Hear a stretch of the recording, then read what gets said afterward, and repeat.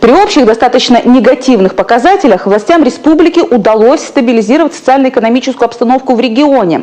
Об этом сегодня говорили на заседании правительства. Заключены соглашения с крупными торговыми ассоциациями и федеральными сетями, цены на отдельные виды продуктов на постоянном контроле.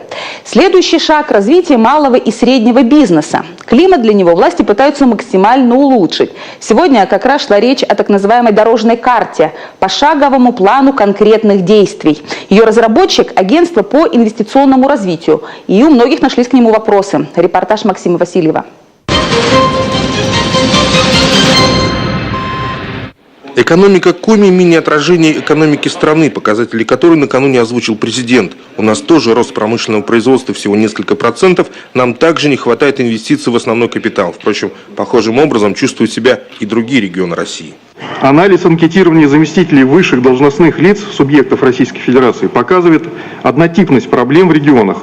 Основными проблемами являются ограниченный доступ предприятий к финансовым ресурсам, снижение доходов, несбалансированность бюджета, растущий долг.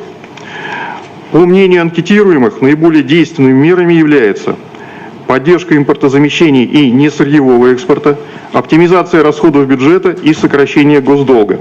У нас в республике свой оригинальный план стабильности. Его основа – поддержка малого и среднего бизнеса через системные финансовые вливания и законы, некоторые из которых, как, например, налоговые каникулы для предпринимателей, депутаты Госсовета уже приняли. За благоприятный климат в бизнес-сообществе отвечает своеобразный гидромедцентр нашей экономики – агентство инвестразвития. Комплекс мер или так называемую дорожную карту здесь уже подготовили.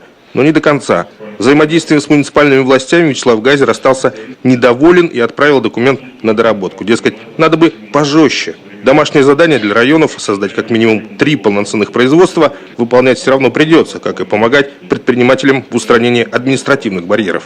Целевые показатели никто не отменял на муниципальном уровне. Должен быть выработан регламент этого взаимодействия. Да?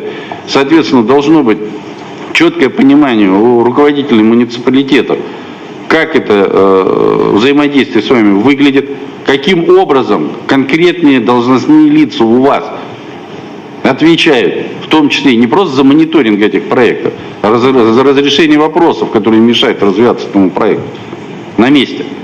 Более точных шагов и действий ждут от разработчиков дорожной карты и предприниматели. Дискутировать можно много, поддержал их бизнес-омбудсмен. Вот только и тут нужна конкретика. Дорожная карта включает в себя, или этот план, как по-русски говорят, да, включает 55 направлений.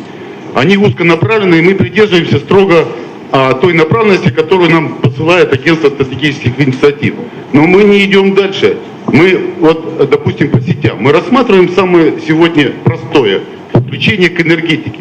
Это сегодня достаточно прозрачно, достаточно, так сказать, предсказуемо и в деньгах, и в сроках, и во всем остальном. А все остальное, что мешает бизнесу, это подключение к воде, канализации, к теплу, допустим, к газу. Мы даже ни сном, ни духом там в этой карте не смотрим. Надо идти дальше, надо идти вперед. Идти дальше можно будет не только после доработки конкретных шагов. Агентство инвестразвития сегодня вменили недостаточно лояльную позицию по лоббированию дешевых кредитов для малого бизнеса, а также попросили стать защитником предпринимателей от необоснованных проверок. Максим Васильев, Павел Фетисов, телеканал Юрган, Сыктывкар.